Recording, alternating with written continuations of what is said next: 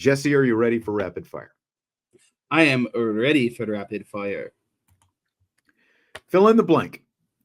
Defensive stop rate is a basic measurement of success. It's the percentage of a defense's drives that ends in either punts, turnovers, or a turnover on downs. And it's blank that Notre Dame has the number 3 defensive stop rate in the nation.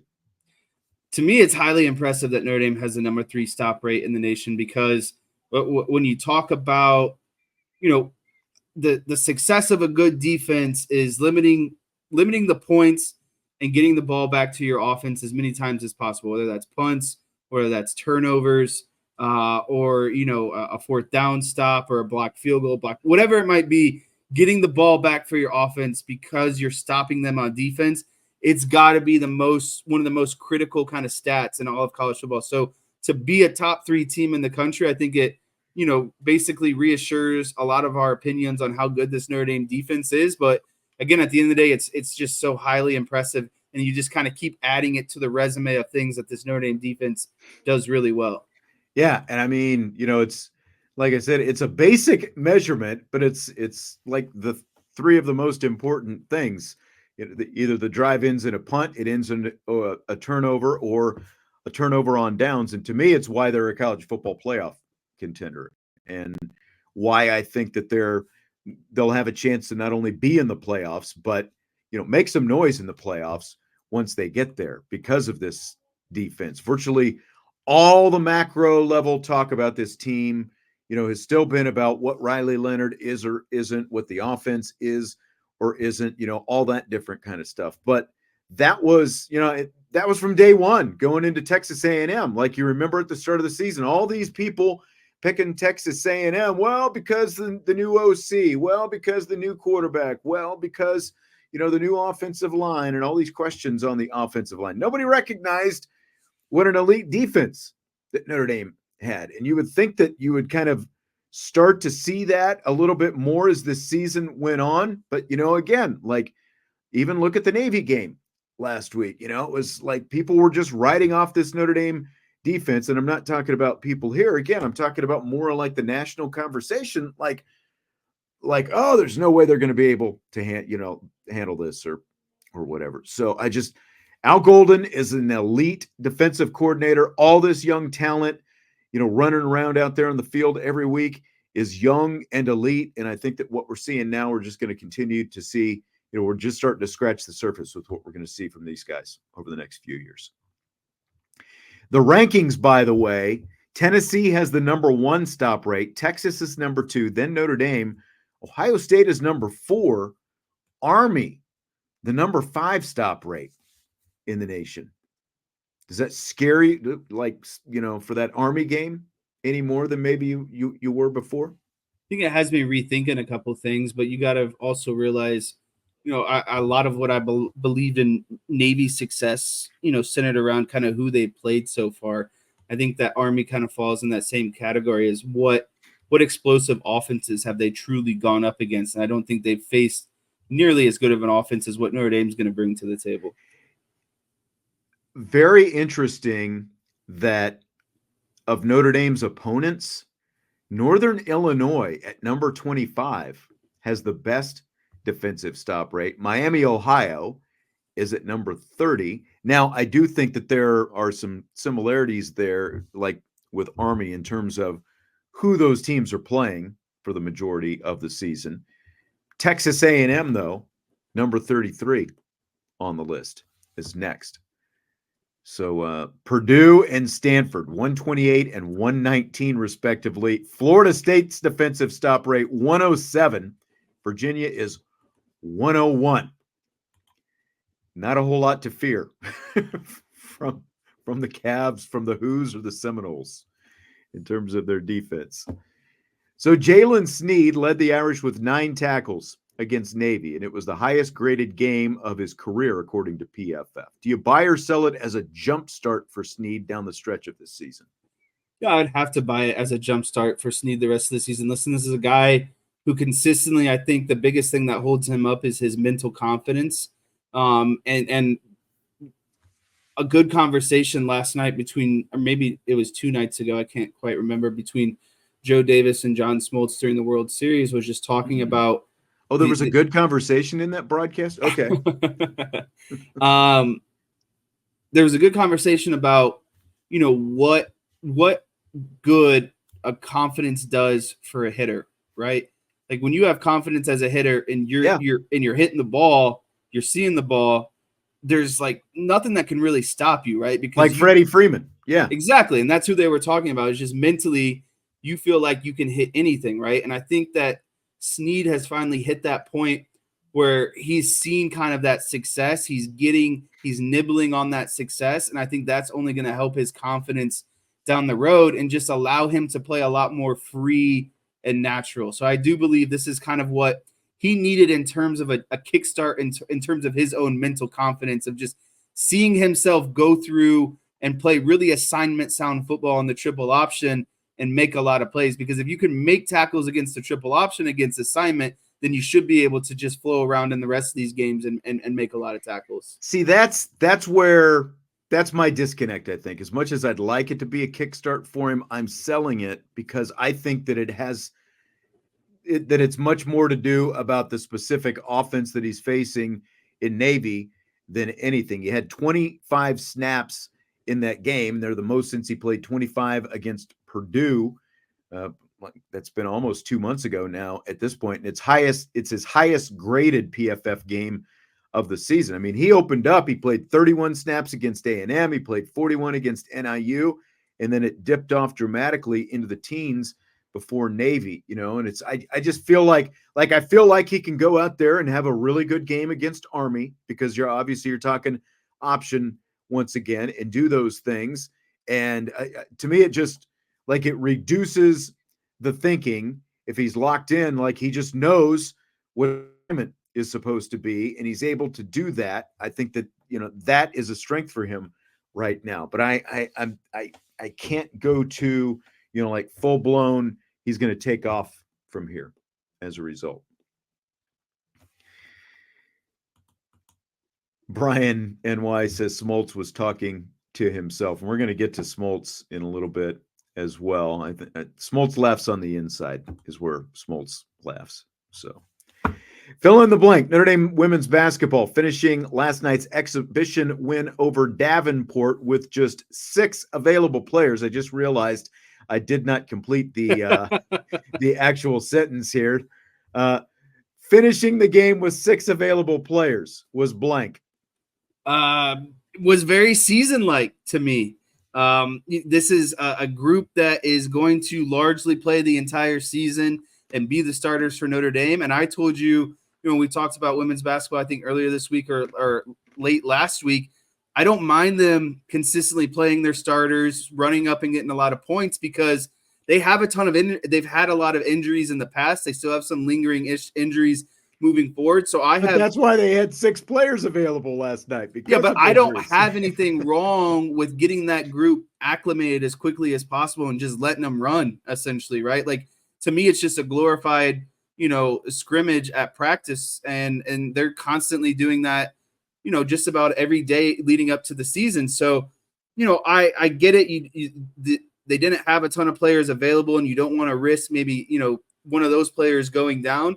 But I look at it on kind of like the glass half full, and I want this thing to be as season-like as possible. Just get them ready, get them amped up, and have them prepared for the regular season, because this is the group of 6 that's going to have to carry you through the entire regular season, especially if you want to make a deep run into the tournament. Yeah, I mean they had a couple players out for precautionary reasons last night. That was part of it. Sony Citron was out. She had a sore ankle, so they kept her out. Emma Risch had a sore hip, and she had surgery last season that forced her to miss most of the season. So she was out with a sore hip as well. But then, like when Liza Carlin goes down with a foot injury late in the first half, it's like, oh my gosh, not you're kidding me already. So some of it was because they kept a couple players out because it is an exhibition game, and why push it? But at the same time, it's like this is how we finished last season when we were out in Albany, New York, with a shortage of players. So it was a little bit concerning from that perspective. But I mean, I think things are going to look very good, as long as that, knock on wood, health stays where it is. Jeff is I mean, maybe Jeff has had some whiskey shots and a couple of Red Bulls at this point. He's coming at you for correcting his English in his college football playoff question. Listen, Jeff, it wasn't personal. My mood was a little grumpy at the beginning of the show. I've loosened up. He's felt like you were the show now. It felt like you were saying the same thing. It felt like both of those were kind of contradicting each other. Oh, was this the 9 or 10 question? Yes, it was. I've moved on though. Nothing personal, Jeff. I mean, it was there was just like it was just, yeah, I get it. More than anything, I appreciate the question. So just keep those coming. Right. I mean, again, I thought it was a good question. There was just like a word that, like, when you read it, it didn't kind of stick at first. I think that's I was being a smart butt, really. I knew what the question was asking. Oh, so now, okay. All right. Just let it fly then. So, Jesse, how many teams in the SEC do you think could win the Big 12? Looking at the SEC standings right now, I think 1, 2, 3, 4, 5, 6. I would give 7 schools a nod at winning the Big 12. Okay, now don't say anything yet. I'm trying to say like 7. I have 6, and I'm curious like where your cutoff is. I think Georgia, Texas, Texas A&M, LSU, Alabama. Those are givens. Those are 5, right? Yeah, I have those 5. So who is your 6 and 7? I've got Ole Miss as a definite maybe. I think that Ole Miss would be right in that conversation. Ole Miss and Alabama were my last 2. Okay, well, I already said Georgia, Texas, Texas A&M, LSU, Alabama. That's 5. So is it just 6 then? Oh, no, sorry. I misunderstood you. Tennessee. Tennessee. I left Tennessee off. Sorry. That's my bad. So Tennessee would be on the list. So you're right. That is 7. Good call. Yeah, and my cutoff was Ole Miss, by the way. Okay. I don't think, and Ole Miss is technically below Arkansas and Missouri. I'm not buying into Arkansas and Missouri. No. Vanderbilt, Florida, South Carolina, Oklahoma, Auburn, Kentucky, Mississippi State. That I think the only other maybe in that group would be Oklahoma, but I don't think that they would do it this season. Nah, not this year. Oklahoma. Like, I think that they could be around where Kansas State sits, like in that Kansas State, Colorado conversation. I think they definitely have a better record right now if they were still in the Big 12, but I don't think that they would win the Big 12 this year. How many Big 10 teams do you think could win the ACC? How many Big 10 teams do I think could win the ACC? Are you talking to Chat GPT over there? Are you letting it plug it in for you? I think Oregon could. I think Ohio State could. Penn State? No. You don't think Penn State could win the ACC? Nope. I don't. I do. Okay. I think as much as James Franklin can't win big games in the Big 10, I think he could win the ACC. And then we're talking about this year. Obviously. I think Dabo would run circles around James Franklin in a game. Really? Yes. Ooh. Okay. So I only got 2. Ohio State and Oregon. It. What about Indiana? Would Indiana at least be in the big or in the ACC championship game this season? I wish I could answer. Can we come back to that after they play like Penn State or Ohio? I'm not bought in on who they've played so far. I mean, if we're gonna wait every week, they've only played one team over 500, and it's Nebraska. I think that it's a totally fair point, but they've also never trailed this season, and they basically boat raced everybody. But they have a good kind of stretch of games coming up here where I think you can draw more conclusions about IU. I'm impressed with their defense first and foremost. Basically, they have one game. I mean, unless do you include Michigan just because Michigan's Michigan and they've got to get that monkey off their back. I still think Michigan has a lot of talent and they're still good or defensively. So, it's yeah, like I think it would beating Michigan would be the most impressive win on their schedule right now if they did beat Michigan. So I still think that game holds weight. I think that until they play Ohio State the next. Well, yeah, that's what I mean. I'm saying like if they beat Michigan though, it would be better than any win that they currently have on their schedule. So even Michigan as meh as they are right now would still be their best win if they beat them. Yeah, that's what I'm saying. So like I got you. I'm in on Cignetti as a head coach. I'm in on, what their offense has done. I'm in on how good their defense has looked for a Big Ten team, outside of like Ohio State and Penn State. I just need to see them play a really tough opponent and stack up, man for man, essentially.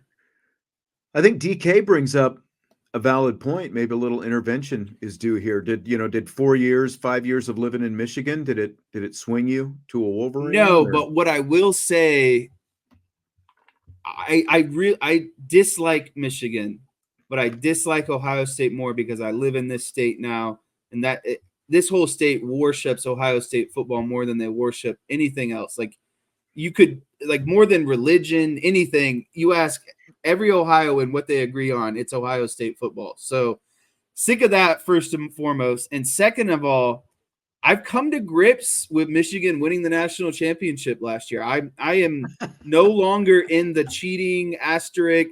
I listened to like a 3-hour podcast with Connor Stallions, and I'm all in on. Wow. I don't think they cheated to the level that many think they did last year. So you're going to believe Connor Stallions. You're going to take him at his word. I am. And you watched the Netflix thing, right? I didn't watch the Netflix thing, but I listened to him on a podcast where I got more information out of that than I did the Netflix. Well, but you didn't watch the Netflix. So I watched parts of it. Okay. I didn't watch all of it because I just didn't think anything was coming out of it. Like I started it and I was like, yeah, they're not going to give me anything. It's a Netflix. Yeah. I'm starting to question your relationship to me. So everyone can form their own opinion. I don't know. Fill in the blank. The Dodgers Game 5 win to beat the Yankees, clinch the World Series was blank. It was fantastic, but unfortunately I fell asleep in like the 5th or 6th inning last night when all of the action happened. So you didn't even see the comeback? I didn't get to see the comeback, but I saw, games 1 through 5. I fell asleep. I dozed off. I was pretty tired last night, had a long day today. And I didn't think that they were going to win it. And I was like, well, if this thing's going back to LA, I'm kind of dozing off. I'm not going to stay up. And I wake up and I see the news and I was like, wow, this is great. Anytime the Yankees can lose in any fashion, especially in the World Series, I think that's a great day. So, I think overall it was a really great World Series because the Dodgers won and in the fashion that they did win. But if roles were reversed, I would say that it wasn't a good World Series. So yeah, I'm just gonna tell you, it's like I might as well be Vince talking about Michigan or USC, sitting down watching the Yankees lose a World Series. There's not much better than watching the Yankees lose. I just have to say that. And I got home from the basketball game last night, turn on the TV, sit down on the couch. I'm like, okay, where's the game right now? And it's like 5-0. Are you kidding? But what I didn't see right away, bases were loaded and there were already 2 outs. So I saw nothing, prior, like how it got to there. And then the next thing you know, Mookie Betts hits that ground. But have you seen any of the highlights or the replays or heard about what happened even? No. So bases are loaded. Garrett Cole is still pitching. It's still 5-0. Mookie Betts hits this ground ball to first base, and Anthony Rizzo is playing back behind the bag and probably 5 feet off the line, hits it right at Rizzo. Rizzo picks it up. Rizzo, he's a big guy. It's not like he's fast. Betts is blazing down the line. Garrett Cole starts to head over to first base to cover the bag, but then he just stops and points at Rizzo like, you got it. So nobody covers the bag. Betts beats it out. A run scores right there. And then up comes Freddie Freeman. He hits a single. He got a single, but it's like he was down, he was behind in the count. It was like 1-2. It was either 2-2 or 1-2. And he singles up the middle. So 2 more runs score. And then the next thing you know, a 5-run inning. All Garrett Cole had to do was cover the bag, and none of those runs scored. They're flying back to LA right now. Or they're in LA for game 6. They would have been flying back last night for game 6. You know what's really funny? That's all he had to do was cover the bag. I'm glad you brought this up because I did watch the first 5 innings, and there was a play earlier in the game with not nearly as quick as a runner as Betts, and a ball was hit to Rizzo at first. And Garrett Cole did the same thing. He pointed to first base as in, you just take it. And I was like, man, that's kind of like, it's kind of weird. Like, just get over there. Just get over there. Yeah, exactly. Right. And then I just anything for granted. I thought it was kind of pompous of Cole just to point to the bag and be like, no, you got this one. So I'm glad that it came back to bite him in the butt later in the game, because literally when I saw that, I was like, that's just not good baseball. No. Like the baseball gods are not going to like that one. And of course it came back and got him. And like you, the cherry on top was LA getting to celebrate in New York inside their stadium. I love when the World Series or any big championship ends like that, where the other team gets to party in the other team's city, in the other team's stadium, because it just gotta suck, right? Like, it's in your own house. Like, imagine someone coming into your home and throwing a party and telling you you're not invited to that own part to the party. The whole stadium is so quiet except for the guys celebrating in the middle of your field. Just insane. Kind of like when we were at Game 7 of the NLCS in 2003. Remember that brutal ending? I do Chicago. remember it, sadly. So, are the Yankees' lack of fundamentals more on the manager or the organization? I believe it has to be on the manager, because it's the organization's job to find a talented pool of players. I believe it is on the coach to coach and play in a way. Basically, how you play is indicative of the coach, right? Like, the organization can bring together the pool of players, but I still think it's on the coach to get the players to play a certain way. And if they're playing lackadaisical, lack of fundamentals, I think that's on the head coach, because those are things that can be easily corrected through, conversation. Really, like, you call a guy into your office as a manager and say, hey, I need you to kind of, not do these things and do these things. And you know what I mean? Like, it's I need really you to not run into outs on the bases anymore. Like, could you just stop that? Yeah. And stop running into outs. Well, not only that, but then that becomes like a coaching point as well. Like, you can provide your input on how to create a solution. And I just feel like all of those things weren't really happening with Aaron Boone. So again, it's the organization, the GM's job to go out and sign the players and get the players that you want. It's on the coach to put together the lineup and the roster and to coach them a certain way. I mean, a lot of this is instinct, though, as well. I think that, like the Garrett Cole thing, just like that's another example of fundamentals right there. But like, that's something, like, if he's done that stuff in the past, Aaron Boone or the pitching coach has to pull him aside and say, look, you got to cover first base no matter what. This is not a decision. You can't make that decision. This needs to be instinct. If there's a ground ball to that side, you've got to get over there and you've got to cover the bag. And, they've got to be the worst base running team, especially to play in the World Series, that I've ever seen. And especially for the payroll that they've got. But like, every team has a video coordinator and probably assistant video coordinators as well. And like, all that stuff, especially when you go back and you're reporting for spring training in February and it's October now, all those things are correctable, because all you've got to do is have the video coordinator put together a couple of cut-ups, and it's like, okay, here's how you're doing this. It needs to be like this, like maybe take a more direct path to the bag. Or when a ball is coming from center field, you take, a path that is going to get between the throw coming in and, the bag at third base, which, if you watch that Dodgers big inning, one of their base runners did that Mark DeRosa actually explained it very well last night. Like the difference in the detail that the Dodgers are and Dave Roberts and his group are obviously paying attention to compared to Aaron Boone is just night and day. So again, it's like it goes back to what we were talking about before with Aaron Boone.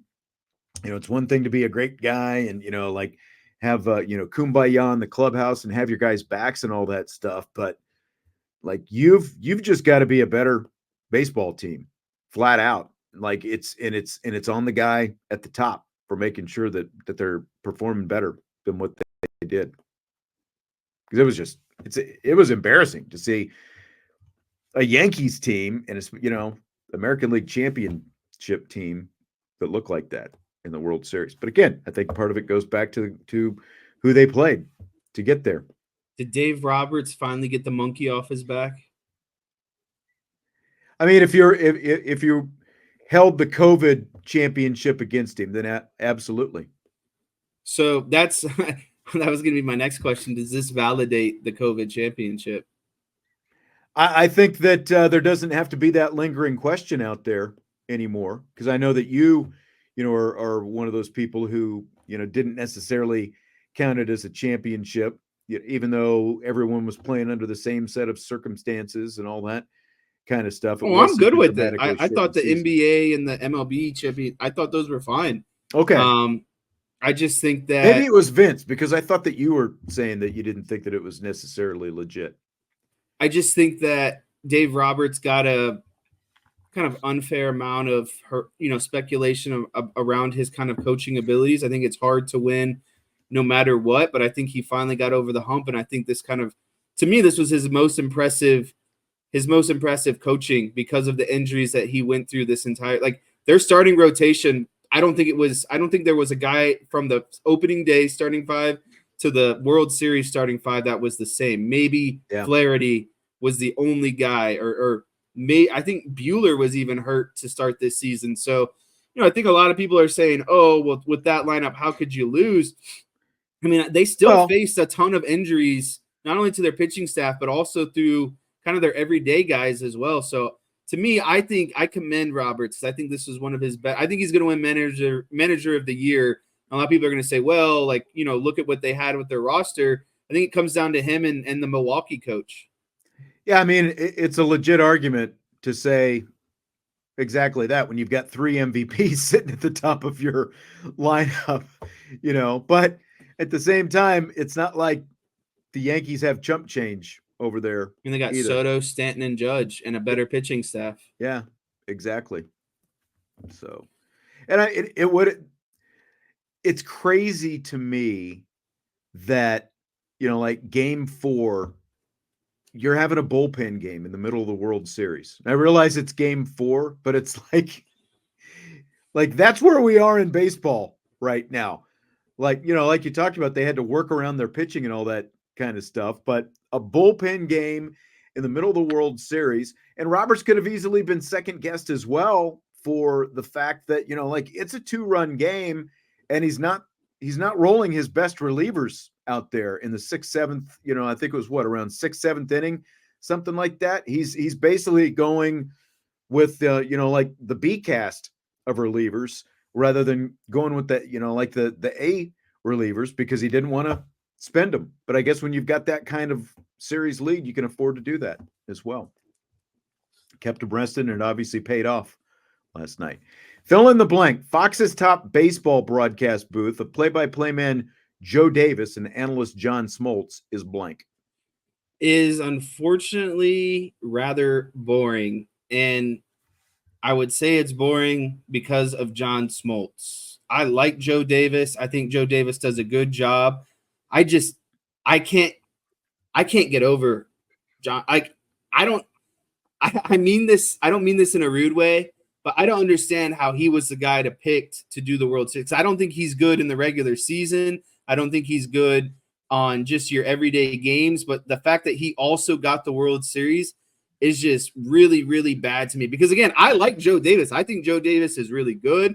I think he's even if you don't think he's good, I think he's at least average and does the job. But what weighs them down and what consistently brings them down is just old crotchety John Smoltz, who's stuck in that era of baseball that's no longer being played. Well, and it's just like his personality is just not there, It's like dry. he's very dry. Like, have you ever heard him, like, tell an actual story, like, an anecdote, and kind of have some fun and, some levity and actually, kind of be able to play around. You just don't get that from, like, he can explain pitch to pitch and, he can talk ball and he can do all that kind of But he stuff. doesn't make it relatable for the everyday fan. Exactly. And like Joe Davis, I like Joe Davis, but like, because of the fact, like, that booth can essentially, like, from a pulse rate, it can go to, like, you're on life support to 200 beats a minute, just, as soon as something happens and Joe Davis has a play to call. Cause like, he's very, kind of generally flat most of the time too. But when you pair that with Smoltz, who is also flat, like, for great portions of the time, it's fairly monotone. And then Joe Davis, like, when something exciting does happen, I mean, that it spikes very quickly. But the problem is, as we all know with baseball, like, the spikes are few and far between. It's carrying the broadcast for the rest of that time. You need some life there. You need some juice. And I just feel like if you're going to have Smoltz as kind of like your guy who can explain, every situation and all these different things to you, like, you need someone else, with a little more personality, because you're talking about the premier baseball broadcast. Like, you're talking about the World Series. Yeah, and it's a broadcast. baseball and a sport that a lot of people already kind of find boring in general, right? People who aren't necessarily overly excited to watch the World Series. So if you know that as MLB, why are you rolling out John Smoltz as someone who you think is going to draw in more viewers and fans? Yeah, I mean, the TV medium is an analyst medium. The analyst drives the medium in TV, whereas radio is the play-by-play guy, because you can't see it. TV, you obviously have the visual, and you rely on both the knowledge of the analyst and the personality of the analyst. So like, you just need someone to be able to lighten things up, have a little bit more fun in the booth, and bring the casual fans in and let them have a little bit. Like, I think, like, if you, like, I know a lot of people don't like 3-man booths, but I think especially in baseball, because of the extra, time that you do have, the downtime, I think a 3-person booth would be a great idea. Like, someone like, and everyone's going to have, like, their own cup of tea. But I think, like, if you added Harold Reynolds to that booth, for example, it'd get 10 times better right away. You're shaking your head. You agree with that? I do agree with that. Kevin Millar, would Millar be too much? I don't think so. I do believe that there needs to be a lighter kind of, not comic relief, but you know what I mean? Just like a lighter, someone who can have fun and, like, tell those stories and stuff. Just like someone who has more personality, but also knows ball at the same time. They just find a way to kind of intertwine both of those. Right. By the way, The Athletic reported today that Bob Costas is retiring as a play-by-play announcer. He's 72. He'd been doing it for 44 years. And, like, I don't know if you tried to watch much of that Yankees Royals playoff series as an example, but that was kind of a chore to try to watch, because like, speaking of, you need a little bit extra there. But Bob Costas, no more play-by-play. Apparently, he's still going to do some TV work for MLB Network, but that's going to be it. Nice. See, this is what everybody has to go back to. Bob Costas was hilarious in basketball. Wasn't basketball like 30 years ago at this point? Like,